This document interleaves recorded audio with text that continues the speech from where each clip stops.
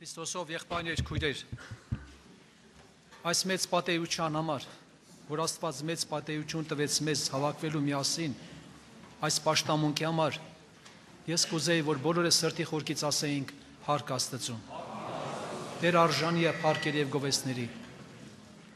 Այս մեծ հնարավորությունը դա Տիրոջ կողմից է։ Իր բարի շնորհքն այսօր բոլորիս համար, որ Աստված պատրաստում է իր եկեղեցին։ Թող Աստված օգնի մեզ, մեր բոլորս խնդրված կաղաչանքները ընդունել լինի Տիրոջը, Սուրբ Հոգին բացի մեր լսելիքները, բոլորիս լսելիքները, որ այս ժամանակները, այս հորդորական խոսքերը, խրատական խոսքերը, մեզ զորացնող խոսքերը բոլորիս համար այն արդյունքը բերի, ինչպես Մարգարեն ասում է, անձրևը որ գալիս է, անպտուղ չի թողնում։ Այդպես էլ Տերն ասում է իմ խոսքը, նա իր գործը պետք է անի։ Ում սրտի մեջ, որոնք որ լսելու ականջ ունեն։ Նորից ասենք փառք Տիրոջը, փառք Աստծո։ Ինչ վերաբերում է վերևում որ գրված է այդ խոսքերը Մատթեոս ավետարանի 16-րդ գլուխ 18 խոսքում հետևյալ խոսքերն է 16-րդ գլուխ 18 խոսքը Մատթեոս Եվ ես քեզի կսեմ սա խոսեց անձամբ Տեր Հիսուսը դու իմ Պետրոս ես ու այս վեմի վրա պիտի շինեմ իմ եկեղեցիս եւ դժոխքի դռները զանիկա պիտի չախտեն Եվ այս վեմի վրա պիտի շինեմ իմ եկեղեցին Այդ վեմը մարդը չի կառուցել, այդ վեմը մարդը չի դրել, այդ վեմը Տեր Հիսուսն է դրել։ Եվ այդ վեմի վրա շինվում է եկեղեցին, Քրիստոսի հարց եկեղեցին, որ դժոխքի դռները չեն կարող հաղթել։ Իսկ ինչ վերաբերում է դժոխք ունի դռներ։ Դժոխք ունի դռներ, որ ահավոր է։ Եղբայրներ, քույրեր, բայց Սուրբ Գիրքն ասում է այն հավատացյալների մասին, որոնց հիմքը Քրիստոսն է, որոնց հիմքը առողջ է, մաքուր է, անկեղծ են Տիրոջ առջև, ոչ մի ուժ չի կարող նրանց հաղթել։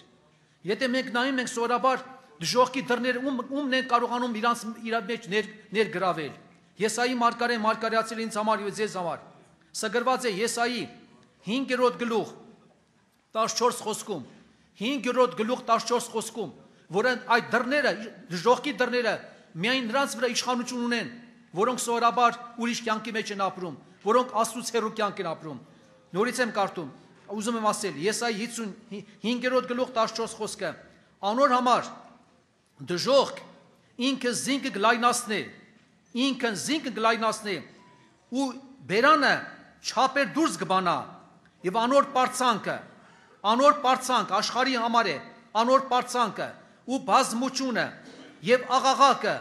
ու զվարճությունը անոր մեջ պիտի չնե։ Այն հավատացյալները, որոնք մասնագիտ չեն այդ կյանքին,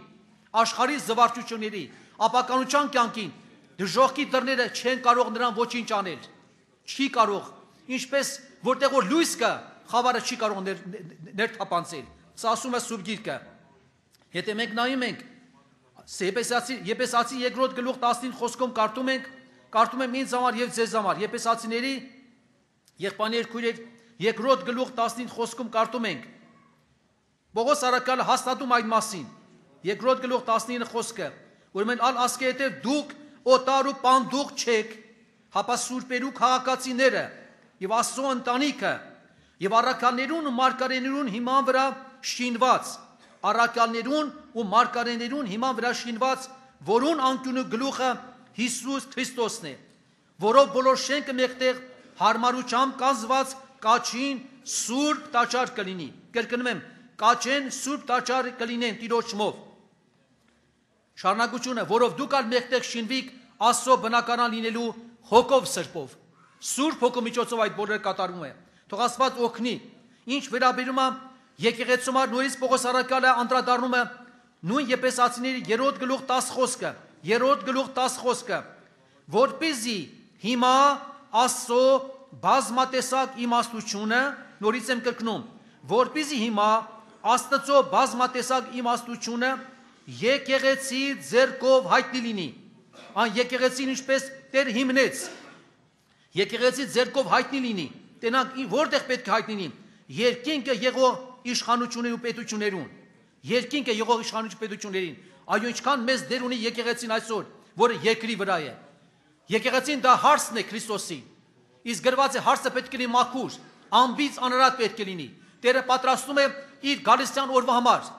Եկեղեցին բոլոր դարերում հաղթող եղել, այն եկեղեցին, որ Աստծո խոսքով ապրել, այն եկեղեցին, որ հնազանդ եղել Տիրոջ խոսքին, այն եկեղեցին, որոնք մաքուր կյանք են ապրել, աշխարհը չի մտել եկեղեցի մեջ։ Եղբայրներ քուրեր, այդ եկեղեցուն չի կարող ոչ ման հաղթել։ Իսկ եկեղեցիները, որտեղ պարտություն են կրել, որտեղ նորից եմ ասում, մտել է պղծություն, անմաքրությունը, որովհետև Աստծո խոսքը թողել են։ Թող Աստված օգնի, այսօր հերթը մերն է։ Պետրոս առաքյալները չկան այսօր, շատ սուրբեր մարգարեներ չկան։ Այսօր Տիրոջ եկեղեցին կա երկրի վրա, որը մենք ենք։ Տերը օգնի, լրջությամբ հետևություն անենք։ Տերը արտասի մեր օգիները, զգուշությամբ կյանք ապրենք եւ զորանանք Տիրոջ շնորհով, ոչ մի մեղք, ոչ մի բան չկարողացավ մեզ հաղթել եղբայրներ քույրեր։ Թող Աստված օգնի։ Ինչ վերաբերում է, եթե մենք նայում ենք Եսայի մարգարեն 22:22-ում պետք է կարդամ ինձ համար, ձեզ համար։ Եսայի 22 գլուխ 22 խոսքը։ 22 խոսք այսպես է ասում։ Գրված է Դավիթի տան բանալին անոր ուսի վրա պիտի դնեմ, որպեսզի զանիկա բանա եւ գոցող չլինի եւ գոցե եւ բանող չլինի։ Նույնը կարդում ենք Հատուճամ գրքում է գրված։ Եղբայրներ քույրեր, Փիղադեփիա եկեղեցու սա գրված է Հայտություն եղբայրներ քույրեր 3-րդ գլուխ 7 խոսքից։ 3-րդ գլուխ 7 խոսքը եւ Փիղադեփիայի մեջ եղած եկեղեցի հրեշտակին գրե այսպես կս այն սուրբը, այն ճշմարիտը, որ Դավիթի բանալին ունի, կբանա ու մեկը չկա որ գոցե եւ կգոցե ու մեկը չկա որ բանա։ Չկա իշխանություն։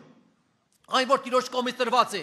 երբ որ Տերը փակում է տված իշխանությունը, ոչ մեկ չի կարող բացել։ Երբ որ Տերը բացում է, մեկը չի կարող։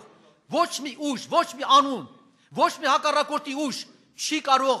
այն փակած է Տիրոջ, այն գործը Տիրոջը քանդել, որը Աստծո խոսքով հիմնված է, որ Աստծո ճշմարտության լույսի մեջ է։ Եղբայրներ քույրեր, եկեք Տիրոջ առջև կանգնենք։ Եկեք հայր մեր աղոթքով, հայր մեր երկով եւ աղոթքով սենք այսօր պաշտամունքը։ Բոլորս ոտքի վրա։ Իմ աղաչանքն է,